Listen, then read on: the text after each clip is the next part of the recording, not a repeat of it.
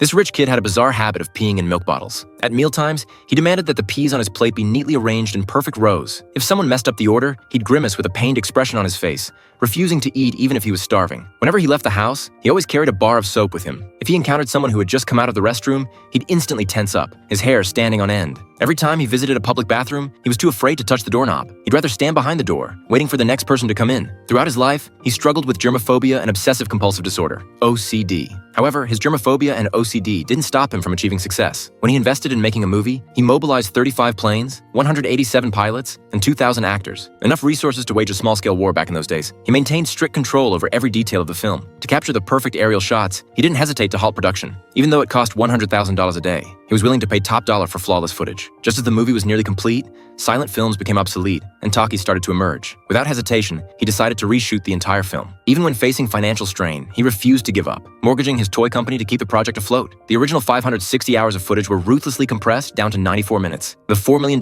movie hit the theaters, becoming the most ambitious film ever made at the time. At the premiere, Jack was incredibly nervous. Although he had watched the film hundreds of times, he was still so anxious that he could hardly breathe. It wasn't until the movie ended and the entire theater erupted in applause that he realized he had succeeded. The movie ultimately grossed $8 million at the box office and won Best Cinematography at the 3rd Academy Awards. At just 24 years old, he became a major Hollywood producer overnight. But this was just a small goal for him. His bigger dream was up in the skies. In 1930, when all planes looked the same, Jack, who was obsessed with aircraft, simply couldn't accept it. So, he acquired an aviation company, determined to build the fastest plane in the world. To increase speed, Jack removed the biplane struts and tossed out all unnecessary components. Soon, the world's first monoplane was born. Due to copyright issues, we can only share this much of the story, but if you're interested, you can check out the original video.